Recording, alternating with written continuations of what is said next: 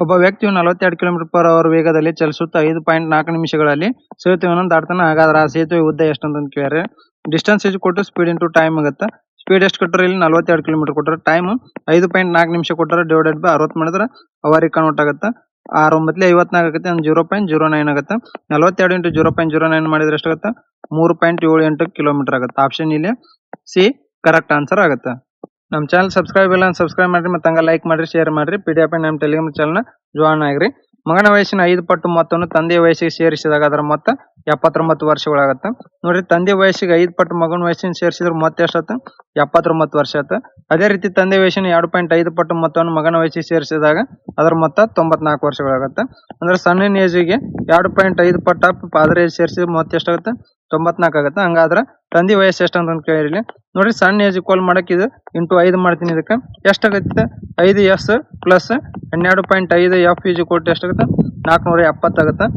ಇದು 5s plus f ಈಜು ಕೊಟ್ಟು ಎಷ್ಟೈತಿ? 79 ಐತಿ. ಇದು ಮೈನಸ್ ಮಾಡೋಣ. 5s cancel. 11.5f ಈಜು ಕೊಟ್ಟು ಎಷ್ಟಾಗುತ್ತೆ? 391 ಆಗುತ್ತೆ. f ಈಜು ಕೊಟ್ಟು ಎಷ್ಟಾಗುತ್ತೆ? 391 11.5 ಮಾಡಿದ್ರೆ ಫಾದರ್ ಏಜ್ ಎಷ್ಟಾಗುತ್ತೆ? 34 ಬರ್ತೈತೆ. ಆಪ್ಷನ್ ಸಿ ಕರೆಕ್ಟ್ ಆನ್ಸರ್ ಆಗುತ್ತೆ. 3 ಪೀಠೋಪಕರಣಗಳ ಸರಾಸರಿ ಬೆಲೆ 15,990 ಮತ್ತು ಅವುಗಳ ಬೆಲೆಗಳ ಅನುಪಾತ 3:5:7 ಆಗೈತಿ. ಅವುಗಳಲ್ಲಿ ಅತಿ ಕಡಿಮೆ ಬೆಲೆ ಪೀಠೋಪಕರಣ ಬೆಲೆ ಎಷ್ಟು ಅಂತ ಕೊಟ್ರ 15,990 ಸರಾಸರಿ ಕೊಟ್ರೆ ಇಂಟು 3 ಮಾಡಿದ್ರೆ ಟೋಟಲ್ ಎಷ್ಟಾಗುತ್ತೆ? 47,970 ಆಗತ್ತೆ. 3ರ ರೇಷಿಯೋ ಕೊಟ್ರೆ ಅವು ಎಷ್ಟಾಗುತ್ತೆ? 5, 3, 8, 8, 7, 15 ಆಗುತ್ತೆ. 15 ವ್ಯಾಲ್ಯೂ ಎಷ್ಟಾಯ್ತಿಲ್ಲ? 47,970 ಆಯ್ತು. ಅತಿ ಕಡಿಮೆ ಬೆಲೆ ಯಾವ್ದೈತಿ? ರೇಷಿಯೋ 3 ಐತಿ. 3/15 ಇಂಟು 47,970 ಆಯ್ತು. 3 1 3 5 5 ಎಷ್ಟೇ 9,594 ಆಗುತ್ತೆ. ಅಂದ್ರೆ 9,594. ಆಪ್ಷನ್ ಬಿ ಕರೆಕ್ಟ್ ಆನ್ಸರ್ ಆಗುತ್ತೆ. 249 ಮೀಟರ್ ಮತ್ತು 217 ಮೀಟರ್ ಅಳತೆ ಆಯತದೊಳಗೆ ಬಿಡಿಸಬಹುದಾದ ಅತಿ ದೊಡ್ಡ ವೃತ್ತದ ಸುತ್ತಳತೆಯನ್ನ ಕಂಡಿಡ್ರಿ ಅಂತ ಕೇಳಿರಲಿ. ನೋಡ್ರಿ, ಆಯತದೊಳಗ ಇಟ್ಟು ಅಂದ್ರೆ ಈ ಸರ್ಕಲ್ ಎಷ್ಟು ಹಿಂಗಾಗತ್ತ. ಇದರ ರೇಡಿಯಸ್ ಎಷ್ಟಾಗತ್ತೆ? ಇಲ್ಲಿ ರೇಡಿಯಸ್ ಏನಾಗುತ್ತೆ? ಇದ್ರದ್ದು 217 ಮೀಟರ್ ಆಗುತ್ತೆ. ಹಂಗಾದ್ರೆ ಪೆರಿಮೀಟರ್ ಏನಾಗುತ್ತೆ? Perimeter is equal to 2πr ಆಗುತ್ತೆ. 2 × 22/7 ರೇಡಿಯಸ್ ಎಷ್ಟೈತಿ? 217/2 ಅರ್ಧ ಇರ್ತೈತಿ. ಅಂದ್ರೆ ಇದು ಡಯಾಮೀಟರ್ ಆಗೈತಿ. 2 ಕ್ಯಾನ್ಸಲ್. 7 1 7 3 7 1 ಆಗುತ್ತೆ. ಅಂದ್ರೆ 682 ಮೀಟರ್ ಏನಾಗುತ್ತೆ? ಇದ್ರದ್ದು ಪೆರಿಮೀಟರ್ ಆಗುತ್ತೆ. ಆಪ್ಷನ್ ಎ ಇಲ್ಲಿ ಕರೆಕ್ಟ್ ಆನ್ಸರ್ ಆಗುತ್ತೆ. ಒಂದು ಜಿಲ್ಲೆಯಲ್ಲಿ 3,59,000 ಜನಸಂಖ್ಯೆ ಇದ್ದು ಅವರಲ್ಲಿ 1,79,000 ಪುರುಷರಿದ್ದಾರೆ ಅಂತ ಅಂದ್ಕೊಟ್ರೆ, ನೋಡ್ರಿ ಟೋಟಲ್ ಎಷ್ಟೈತಿ? ಇಲ್ಲಿ 3,59,000 ಐತಿ. ಇದರ ಮೆನ್ ಎಷ್ಟು ಜನ ಆದ್ರ? 1,79,000. ಹಂಗಾರ ವುಮೆನ್ ಎಷ್ಟು ಜನ ಉಳಿತಾರ? ಇದ್ರಾಗ 1,80,000 ಜನ ವುಮೆನ್ ಅಕ್ಕಾರ. ಒಟ್ಟು ಜನಸಂಖ್ಯೆ 22% ಜನರು ಸಾಕ್ಷರರಾಗಿದ್ದಾರೆ. ಅಂದ್ರೆ ಸಾಕ್ಷರ ಎಷ್ಟಾಗತಿ? 22% ಅಂದ್ರೆ 3,59,000ಕ್ಕೆ 22% ಅಂದ್ರೆ ಎಷ್ಟಾಗತ್ತೆ? ಇದು ಟೋಟಲ್ 78,980 ಸಾಕ್ಷರರಾಗ್ತಾರ. 22% ಜನರು ಪುರುಷರು ಸಾಕ್ಷರಾಗ್ಯಾರ. ಮೆನ್ ಸಾಕ್ಷರ ಎಷ್ಟಾಗತ್ತೆ? ಇಲ್ಲಿ 1,79,000ಕ್ಕೆ 22% ಅಂದ್ರೆ ಎಷ್ಟಾಗತ್ತೆ? ಇದು 0 ಕ್ಯಾನ್ಸಲ್ ಮಾಡಿದ್ವಿ ಅಂದ್ರೆ 39,380 ಆಗುತ್ತೆ. ಹಂಗಾದ್ರೆ ಉಳಿದವ್ರು ಎಷ್ಟು? ಇದ್ರಾಗ 79,039,380 ಹೋದ್ರೆ 39,600 ಉಳಿತೈತಿ. ಇದೇನಾಗುತ್ತೆ? ಪರ್ಸೆಂಟೇಜ್ ಆಫ್ ವುಮೆನ್ ಸಾಕ್ಷರ ಎಷ್ಟಾಗುತ್ತೆ? 39,600 ಡಿವೈಡೆಡ್ ಬೈ 1,80,000 ಇಂಟು 100 ಆಕತಿ. 0 ಕ್ಯಾನ್ಸಲ್ ಮಾಡಿ ಇಲ್ಲಿ ಅಂದ್ರೆ 22% ವುಮೆನ್ ಸಾಕ್ಷರ ಇರ್ತಾರೆ. ಆಪ್ಷನ್ ಡಿ ಇಲ್ಲಿ ಕರೆಕ್ಟ್ ಆನ್ಸರ್ ಆಗುತ್ತೆ. ಒಬ್ಬ ಸಗಟು ವ್ಯಾಪಾರಿ 10,000 ಬೆಲೆ ಉತ್ಪನ್ನದ ಮೇಲೆ 20% ರಷ್ಟು ವ್ಯಾಪಾರ ರಿಯಾಯಿತಿಯನ್ನು ನೀಡ್ತಾನೆ. ಅಂದ್ರೆ 10,000 ಐತಿ ಅಂದ್ರೆ 20% ಫ್ರಾಕ್ಷನ್ ಏನಾಗುತ್ತೆ? 1/5 ಆಗುತ್ತೆ. ಡಿಸ್ಕೌಂಟ್ ಕೊಟ್ಟನಂದ್ರೆ 4/5 ಆಯ್ತು. ರಿಯಾಯಿತಿ ನೀಡಿದ ನಂತರ ಬೆಲೆಯ ಮೇಲೆ ಮತ್ತೆ 10% ರಷ್ಟು ಯೋಜನೆ ರಿಯಾಯಿತಿಯನ್ನು ನೀಡ್ತಾನೆ. 10% ಫ್ರಾಕ್ಷನ್ 1/10 ಆಗುತ್ತೆ. ಅಂದ್ರೆ 9/10 ಇಂಟು ಒಂದು ವೇಳೆ ಗ್ರಾಹಕರ ನಗದು ರೂಪದಲ್ಲಿ ಹಣವನ್ನು ಪಾವತಿಸಿದ್ರೆ 2 ರಿಯಾಯಿತಿಗಳ ನಂತರ ಅಂತಿಮ ಬೆಲೆಯ ಮೇಲೆ 5% ರಿಯಾಯಿತಿ ನೀಡ್ತಾನೆ. ಅಂದ್ರೆ 19/20 ಆಗತ್ತಿದೆ. 19/20 ಆದ್ರೆ 2 0 5 10 3 0 ಕ್ಯಾನ್ಸಲ್ ಆಗುತ್ತೆ. ಅಂದ್ರೆ 6,840 ರೂಪಾಯಿ ಪಾವತಿಸಬೇಕಾದ ಅಂತಿಮ ಬೆಲೆ ಆಗುತ್ತೆ. ಆಪ್ಷನ್ ಇಲ್ಲಿ ಸಿ ಕರೆಕ್ಟ್ ಆನ್ಸರ್ ಆಗುತ್ತೆ. ಒಬ್ಬ ವ್ಯಕ್ತಿ ಎ ಒಂದು ಕೆಲಸವನ್ನು 13 ದಿನಗಳಲ್ಲಿ ಮಾಡಬಲ್ಲನು ಮತ್ತು ಬಿ ಅದೇ ಕೆಲಸನ 24 ದಿನಗಳಲ್ಲಿ ಮಾಡಬಲ್ಲನು. ಅವರಿಬ್ರು ಸೇರಿ 5 ದಿನಗಳ ಕಾಲ ಕೆಲಸ ಮಾಡಿದ್ರೆ ಇನ್ನು ಎಷ್ಟು ಭಾಗದಷ್ಟು ಕೆಲಸ ಬಾಕಿ ಉಳಿತೈತೆ ಅಂತ ಕೇಳಿರಲಿ. ಎ ಎಷ್ಟು ದಿನ? ಇಲ್ಲಿ 13. ಬಿ ಎಷ್ಟು ದಿನ? 24. ಎಲ್ಸಿಎಂ ಎಷ್ಟಾಗತ್ತೆ? 312. 13 24 24 13 ಎಷ್ಟು ಜನ ಕೂಡಿ ಕೆಲಸ ಮಾಡ್ಯಾರ? 24 + 13 × 5 ದಿನ. ಅಂದ್ರೆ ಎಷ್ಟಾಗತ್ತೆ? ಟೋಟಲ್ ವರ್ಕ್ ಅವ್ರು ಮಾಡಿದ್ದು 185.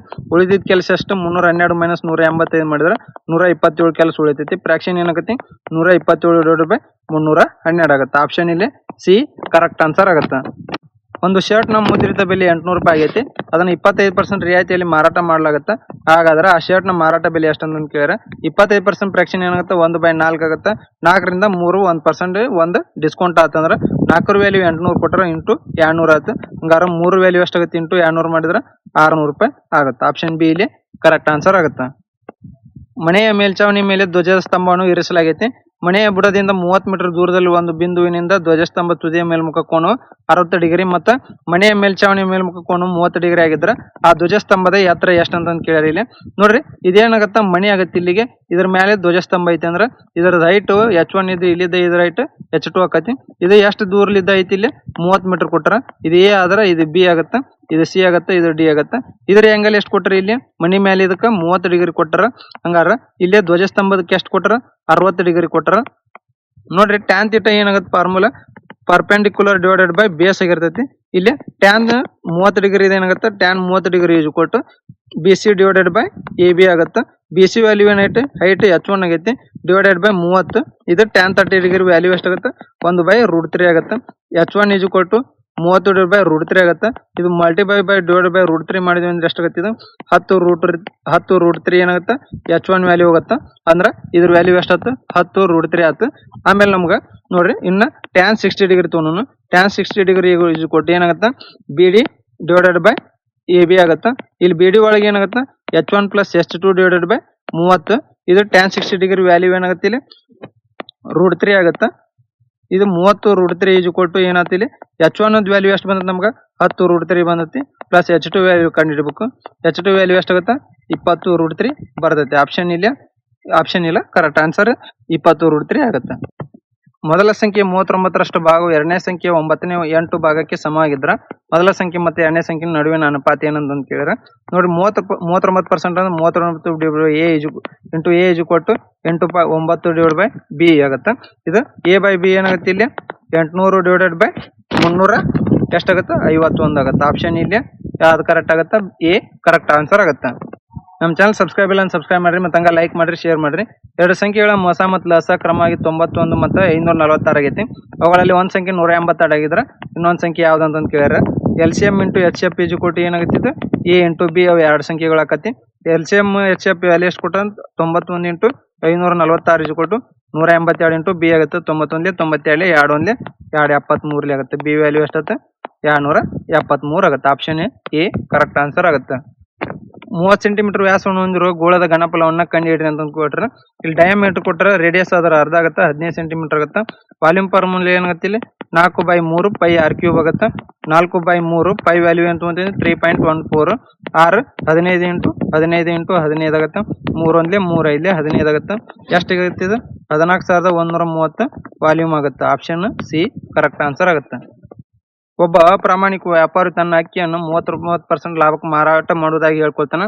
ಆದ್ರೆ ಮಾರಾಟ ಮಾಡುವಾಗ ನಿಗದಿತ ತೂಕಕ್ಕಿಂತ 17% ಕಡಿಮೆ ತೂಕನ ಬಳಸ್ತಾನೆ. ಹಾಗಾದ್ರೆ ಆ ವ್ಯಾಪಾರಿ ಒಟ್ಟು ಲಾಭ ಶೇಕಡಾವಾರ ಕಂಡುಹಿಡ್ರಿ ಅಂತ ಕೇಳ್ಯಾರ. ನೋಡ್ರಿ ಕಾಸ್ಟ್ ಪ್ರೈಸ್ ಸೆಲ್ಲಿಂಗ್ ಪ್ರೈಸ್ ಏನಾಗುತ್ತೆ ಕಾಸ್ಟ್ ಪ್ರೈಸ್ 100 ಇತ್ತ 39% ಪ್ರಾಫಿಟ್ ಅಂದ್ರೆ 139 ಆಗುತ್ತೆ.